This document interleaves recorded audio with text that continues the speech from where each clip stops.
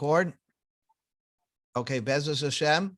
This Gemara is our daf is daf Chaf Vav 26, and we will be beginning Sukkah Chaf Beis Omud Sheni, 2 lines from the bottom. So we are discussing over here. Bezos Hashem, we are discussing 2 lines from the bottom. Chaf Hey Omud Sheni Tanu Rabbanim. We learned yesterday that there was the Gemara said a new law, that if someone is occupied in doing one mitzvah,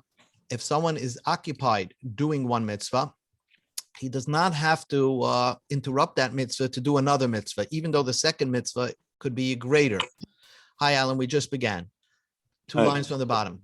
Sure. So we said, Hoisik b'mitzvah, Potter min mitzvah, which is what the example is. Let's say if a person is on his getting married that night and he's marrying a basula, so we learned that he is potter from Kriya Shema to concentrate, because he has to concern himself about getting married and finding dam basulim after the first bia.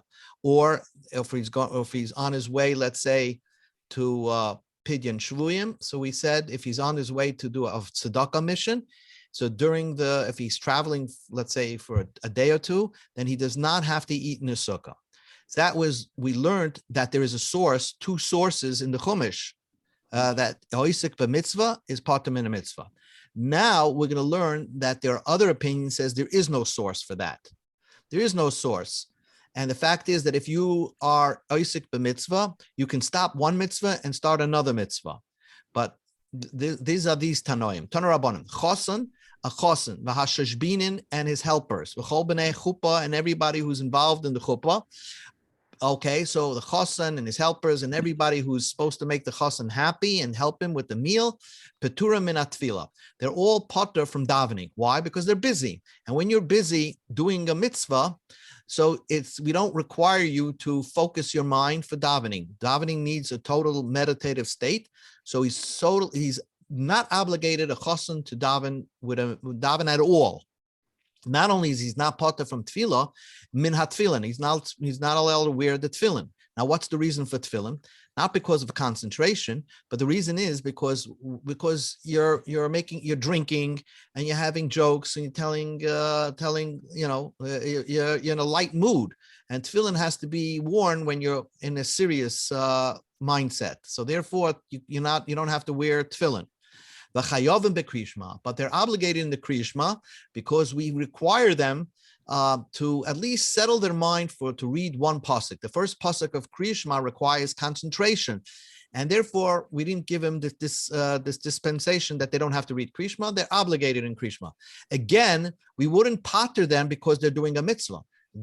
Getting married is a mitzvah, so why they potter? They're not potter because this opinion holds that there is no such a thing of oisik b'mitzvah, potter min mitzvah. We go to Chavav Amar Aleph. Mishum Rab Sheila Amru, Chasun potter, a Chasun is not obligated in Kriya Shema. Okay, we don't give him because Chasun is really thinking about the mitzvah, and it's very hard for him to settle his mind. The helpers and the people involved with the meal, they're obligated they're obligated in the Kriya Shema. Again, less lahu, I'm going to just quote the Rashi, that these Tanoim do not hold of Oisik b'mitzvah, Potter min mitzvah. Even though we had a source from the Chumash that if you're busy with one mitzvah, you're not obligated another mitzvah. They hold that you are obligated, but a chosan, nevertheless, would be Potter because it's too much to ask for him. It's almost impossible for him to settle his mind, so he's not obligated in Kriya Shema.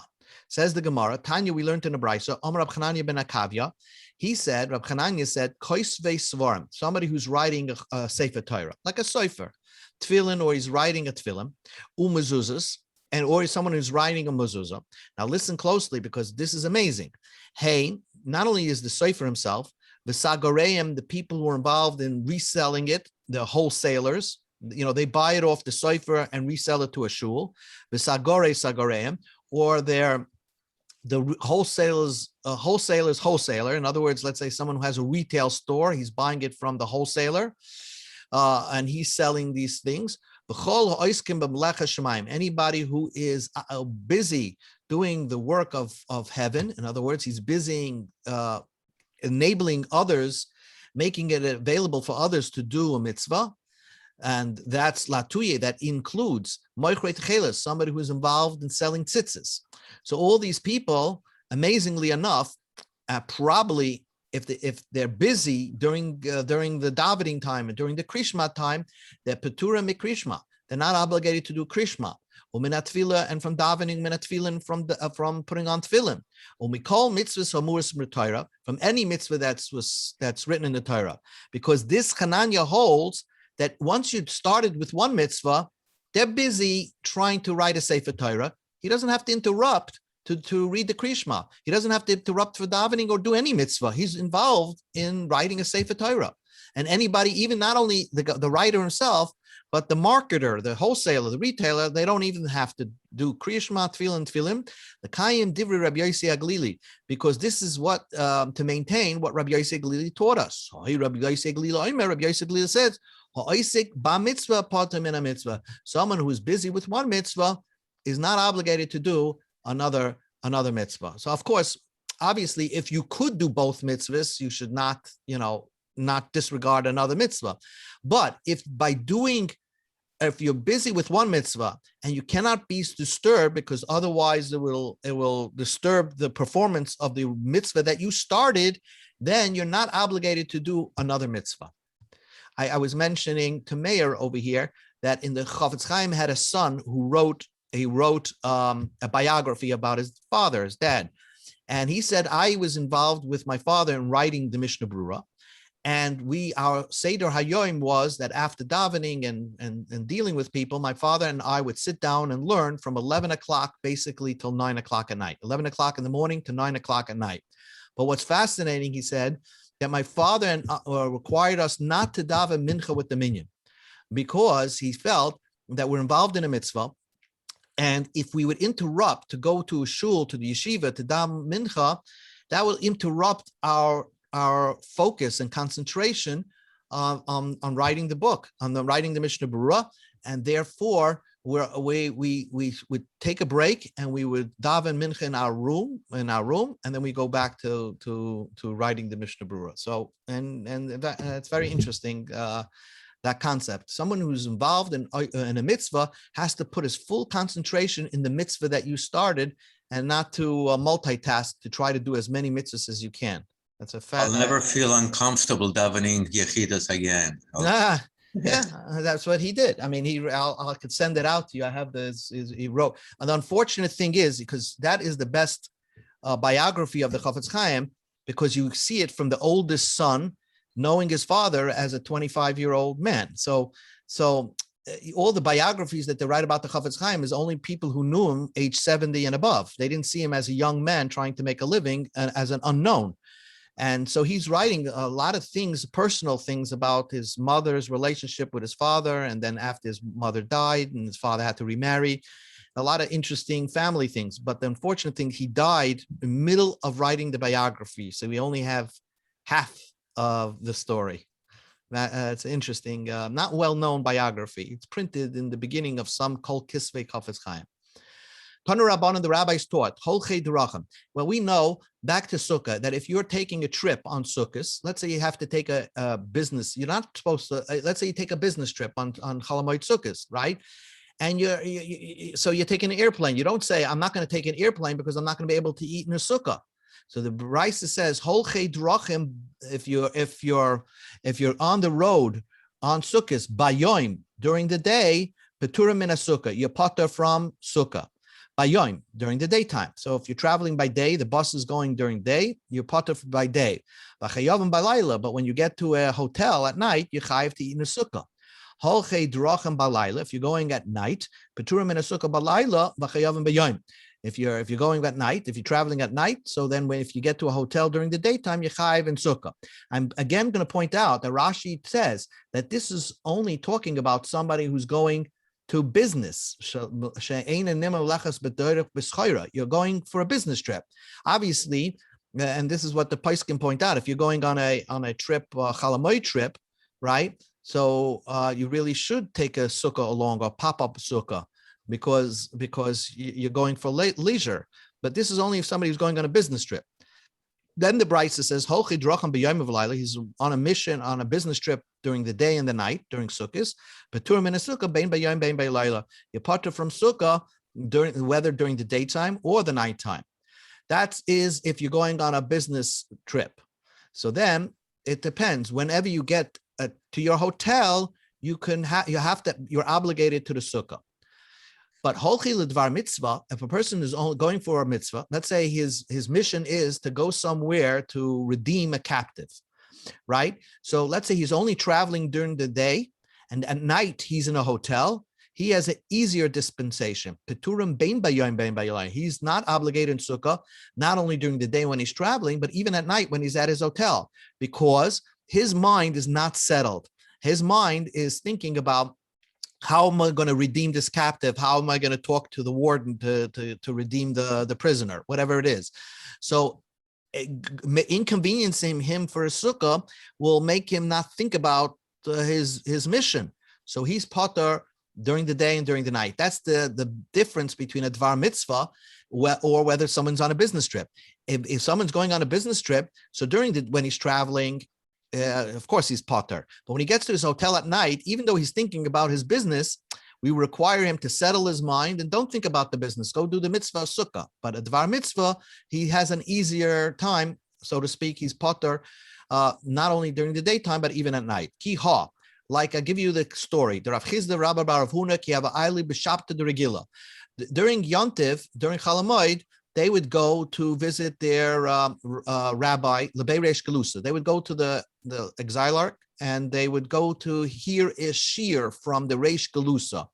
That was like the leader of the Jewish people, the chief rabbi, so to speak. So on Yom Tov, they would go and have a gone araksa de surah. They would sit by the riverbank, on the riverbank in Surah to sleep. In other words, they didn't make themselves go to a sukkah to sleep. They slept there because the next morning they could easily get up and travel, right to where the rabbi was to hear the shir, and it was important to them to come on time.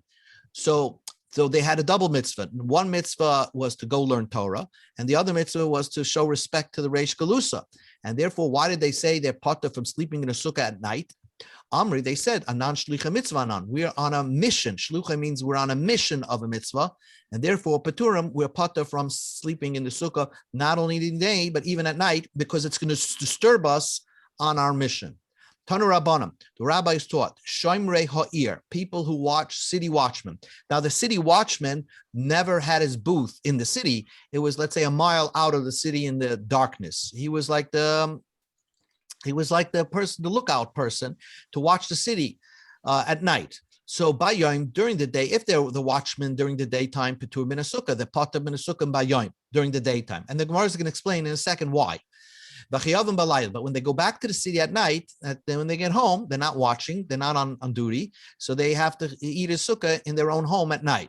If you're a watchman at night, so then you're out there in the wilderness at night, then you potter from sukkah at night. But when you get home, the next day when you get home and you're off duty, you're chayiv in a sukkah. Same idea. If you're a watchman there during the day and during the nighttime, it means you're like a 24-hour watchman. Then you peturim min sukkah bein b'yom bein b'layla. You don't have to have a sukkah day or night.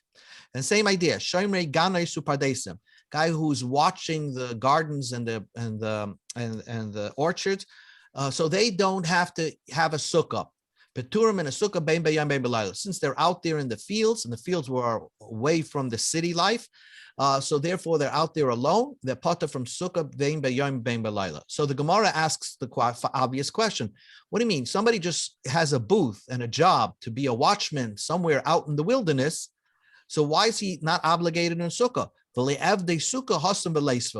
them go make a sukkah over there, where they're out there in the wilderness, and sit in a sukkah there. So why did we give them a patur?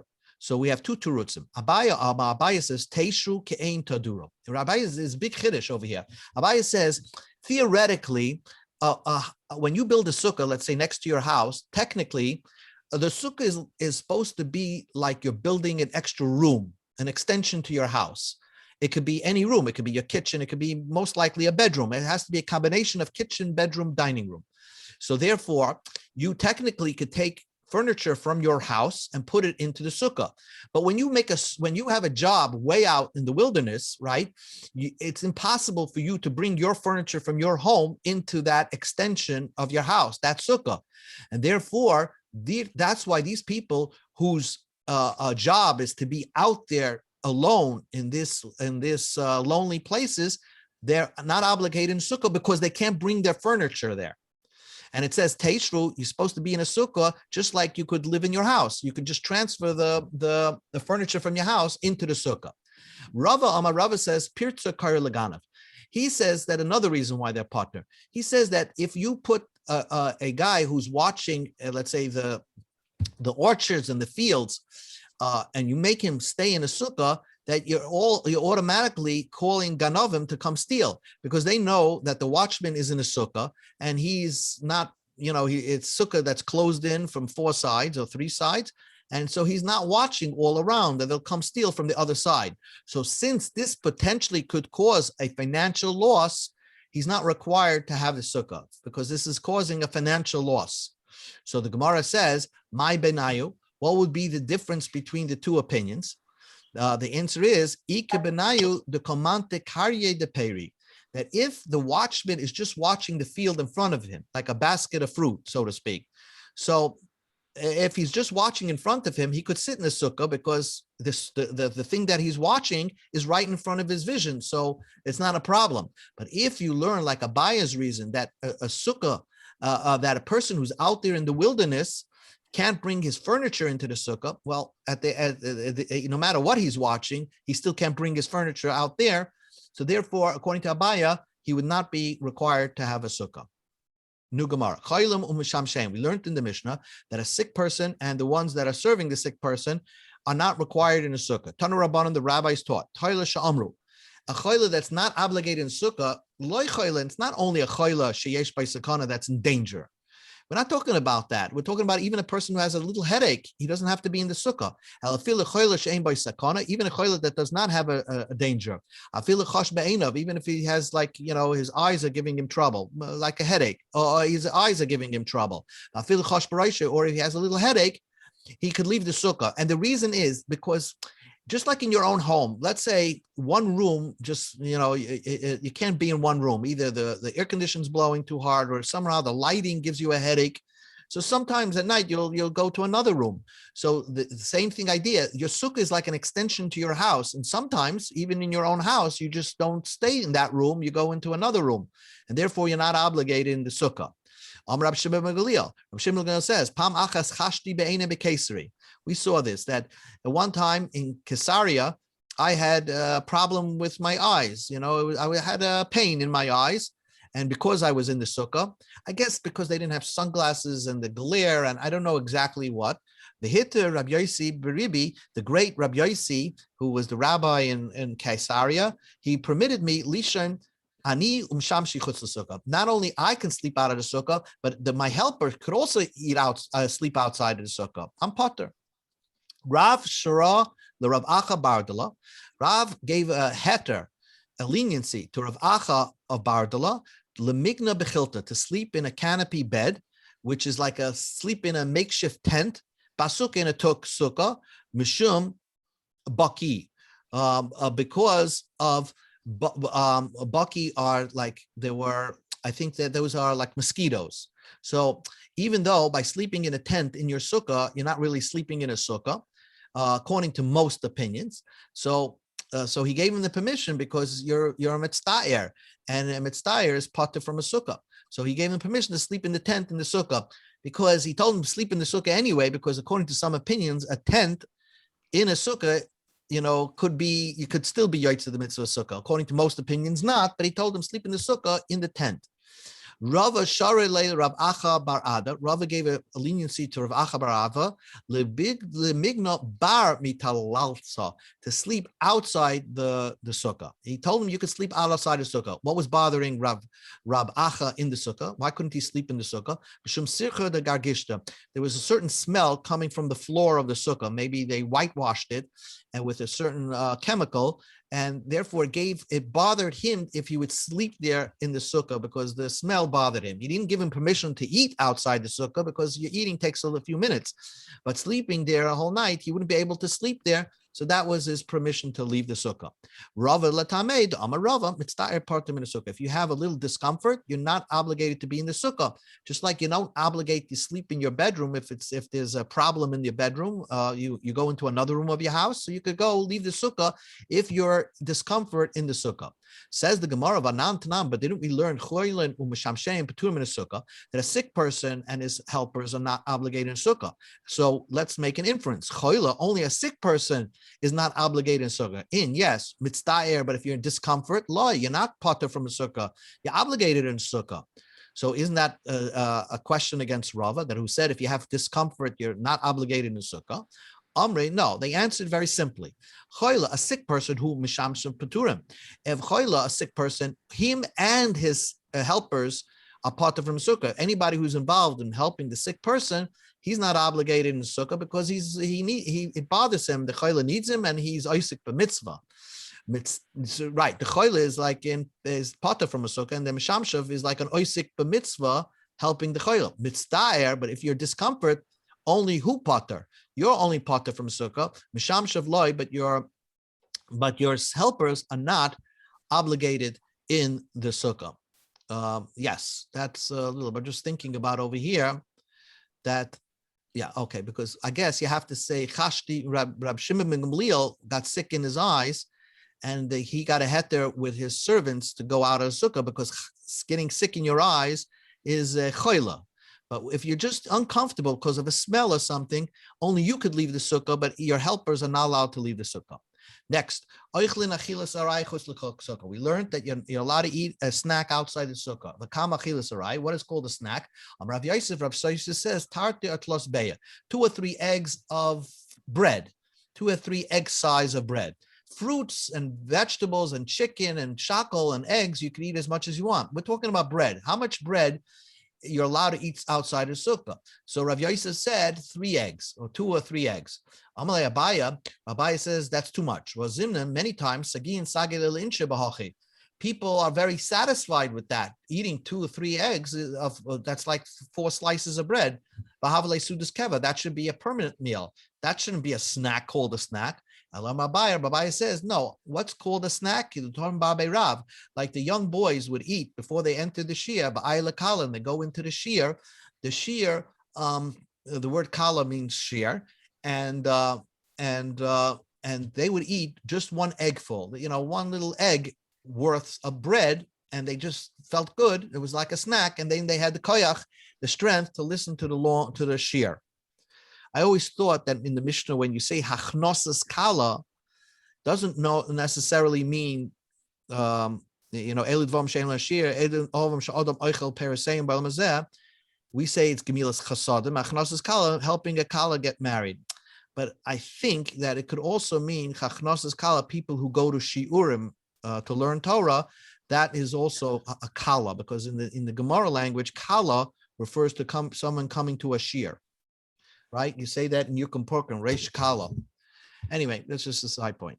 Tanu Rabbanim, the rabbis taught, one is permitted to eat a temporary meal outside the sukkah, but you don't sleep a temporary nap outside the sukkah. And even like a 10-minute nap, you have to be in a sukkah. My tama, what's wrong? Why can't I sleep a 10-minute nap outside the sukkah? Amar Rav Ashi, this is not the same Rav Ashi that's at the end of the Gemara. This is an earlier Rav Ashi because he has a conversation with Abaya. So he's an early Amira called Rav Ashi. He said the reason why you can't sleep even 10 minutes outside the sukkah, like a cat nap, Gezer Shemi Yeradem. We are afraid that maybe a person will get into a heavy sleep. And so therefore we don't allow any naps outside the sukkah. Amalei Abaya, so Abaya said, Elahad Tanya, that we learned, that Yasham Adam Shinas Arai Batfilim, one is permitted to sleep a temporary nap with your tefillin. Now, why don't we say Avaloi Shenis Keva? You're not allowed to sleep a permanent sleep with your tefillin. Okay, so that's the halacha by tefillin. They used to wear the tefillin all day. Okay, so the Brisa says you can sleep a nap for 5 minutes with your tefillin on, but not like an 8-hour sleep. So why don't we say Leicha Shemi Yerodem. Let us say that a person shouldn't even sleep a temporary nap with his tefillin because he may come to sleep a permanent nap. He'll get into a real sleep. Amar Rav Yosef Bereider Rav Eli, that brisa is talking about if he made an alarm clock. He had somebody wake him up. Therefore, if he has somebody watching to wake him up, then we allow him to sleep for 10 minutes. Maskif Laura of Masharshi, or Masharshi asked the question, then you'll have somebody to, if we're always concerned about tefillin, not to sleep a permanent, we should not allow even somebody to wake you up as a permission for you to sleep a temporary sleep, because maybe your watchman will forget to wake you up. So you'll need two watchmen, So in other words, how do we know for sure that a person could sleep a temporary sleep in his tefillin and not sleep a permanent sleep? There is a way, there's a technique to sleep, to fall asleep, and you're guaranteed that you'll only sleep for 10 minutes. Like how could you fall asleep and you're guaranteed only to 10 minutes? If you sleep like the Japanese, if you put your head between your knees, so like you're sitting in a chair and you bend your head to your knees, so you could sleep only 10 minutes that way, but you're not going to sleep permanently that way. You're never going to fall into a deep sleep that way. So again, this Gemara holds that really sleeping, you're not allowed to sleep with your tefillin at all, a permanent sleep. And really, you shouldn't be allowed to even sleep a temporary sleep, because maybe you'll fall into a deep sleep, even with your tefillin. But the reason why this brisa says you could sleep a temporary with your tefillin, because it's talking about the guy is sleeping with his head between his knees, so we're guaranteed that he's not going to fall into a deep sleep. But lying down for 10 minutes, even with your tefillin, is asur. But Rava says like this. Rava says that the truth is that one could lie down with your tefillin and temporary sleep, and I'm not concerned maybe you'll fall into a deep sleep. That's too much of because Rava explains like this, that in tefillin, the problem is not sleeping with your tefillin. There's nothing wrong with sleeping with your tefillin. The problem is that if you sleep for a long time, let's say you sleep for 7-8 hours, during that time you might pass gas, and therefore that's not respectful for the tefillin. So therefore, you could sleep a temporary sleep, but make sure, if you can, not to try to avoid sleeping a permanent sleep. But a sukkah, the main thing of sleeping, the main point of sukkah is that you need to sleep in a sukkah, and therefore some people, they could sleep for 10 minutes and that's enough for them. So there's no such a thing of a permanency for sleeping.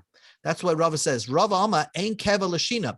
You can't say that for a person that this is his set amount for sleep. For some people sleep less, some people sleep more. Some people have insomnia. They sleep only 15 minutes every hour.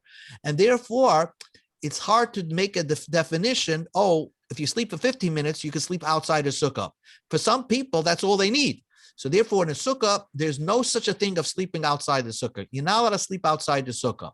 For tefillin, since the whole point of not sleeping in your tefillin is because of the concern that you may pass gas, we allow you that if you're planning on sleeping for a short nap, you're permitted to do so. Tanechadu, we learned in one brisa. One brisa says like this. A person can sleep with his tefillin a temporary, you're not allowed to sleep permanently with your tefillin. You're allowed to sleep both permanent and temporary with your tefillin. And one price it says, you're not allowed to sleep at all with your tefillin. How do you reconcile these three brises? It's not difficult. If your tefillin is in your hand, so then so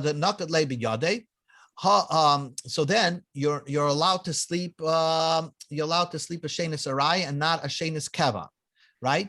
The manche bereshe. It's on your hands. So no, I'm sorry. If it's in your hands, then you're not allowed to sleep at all. But let's say you're holding a pair of tefillin in your hands. It's not on you. You can't sleep at all, because if you sleep at all, you're going to drop the tefillin. That's what he says. The manche bereshe. When we say if you're wearing your tefillin, then we allow you sleep for a temporary sleep, but not a permanent sleep. And the parasudra ilabe. When if your tefillin is off, and the tefillin is like by your pillow, right next to you. So then we allow you to sleep as much as you want. And we're not concerned that you're going to roll over and lean on the tefillin. So then we allow you to sleep as much as you want. If it's the tefillin is off you and it's in your hand, you're holding it, you can't sleep at all, because as soon as you fall asleep, you're going to drop the tefillin. If you took off the tefillin, but you put it by your pillow, then you can sleep as much as you want, because we're not concerned you're going to roll over and lie on the tefillin. But if you're wearing the tefillin, then we allow you to sleep a little bit, but not a permanent sleep. So the Gemara says, "V'kama shenis arai." How do you define a temporary nap? What is a nap? Rabbi Cheskel said, "Kedei hilach mei ama." It's the amount of person that it takes to walk 100 amas. So 100 amas, I don't know, 100 amas is 200 feet. So that amount of time that it takes to 200 feet, let's say it's 5 minutes. So then that's the amount that you're allowed to sleep with your tefillin. Tanya Namehachi. We learned another brisa that discusses that you're not allowed to sleep temporarily with your tefillin. But the first Monday Amar holds you're allowed to even sleep a permanent tefillin you're allowed to sleep as much as you want with your tefillin. I'm not concerned about passing gas. And even the worst case scenario, Hayashim betfillin. Guy took a big long sleep with his tefillin, 7-8 hours, Veroya carry, and he saw a seminal discharge. So now he has this. He has the semen on his body. So that's not respectful to wear tefillin, and you have carry on your body. Oiches beritzua. He just takes the strap and rips the tefillin off. The eina oiches bektzitza, and he doesn't touch the tefillin with the box itself. You don't touch the box itself, even though normally when you take away the tefillin, you're supposed to take it off, touch the box, and respectfully take it off. But since you have semen on you, then you don't. You just take it off as fast as you can. Divrei Rabbi Yaakov. But Rabbi Yaakov was of the opinion that you're allowed to sleep permanently with your tefillin. The Chacham says, no, Yashna Adam tefillin shenis arai. A person should only sleep at nap with his tefillin. Avaloi shenis kava. You're not allowed to sleep a permanent sleep. So that you won't come to this problem of having a carry, seminal discharge, because you could only permit it to sleep a temporary sleep with your tefillin.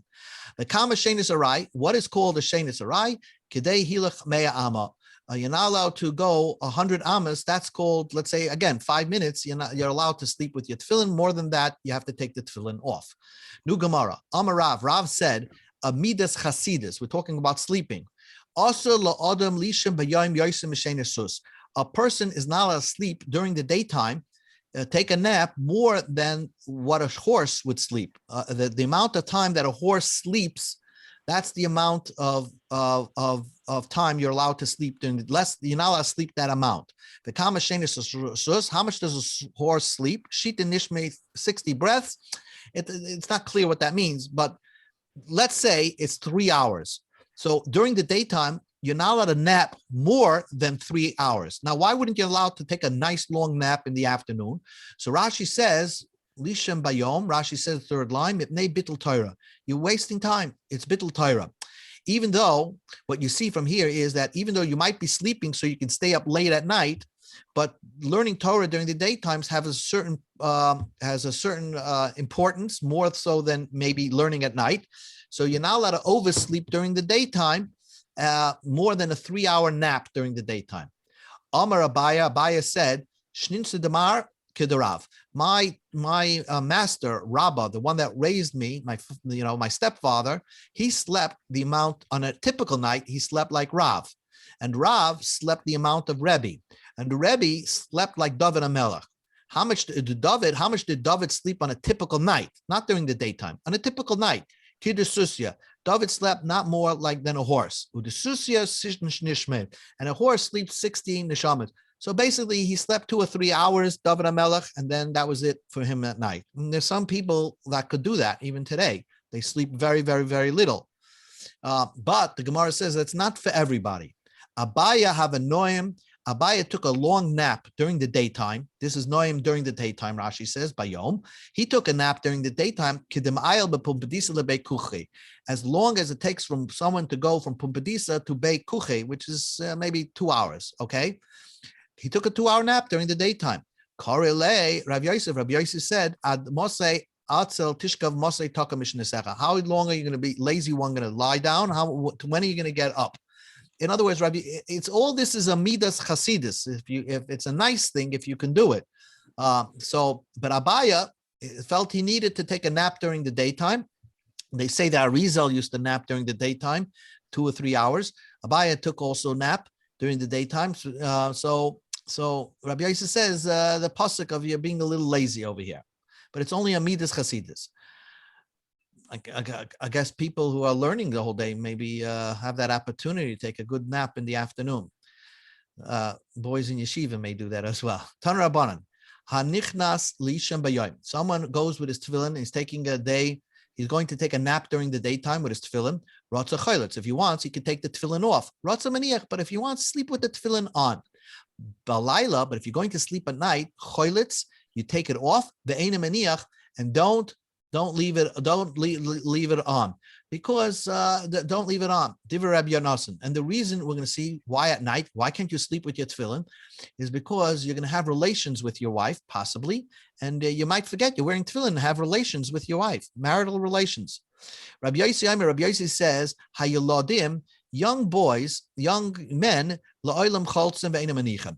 A young man, let's say below 20, should always take off his tefillin and not wear his tefillin when he takes a nap, no matter what, even during the daytime, because it's possible that he will have a seminal discharge, and a seminal discharge will not allow him to, even if it dries up, he's not allowed to wear the tefillin.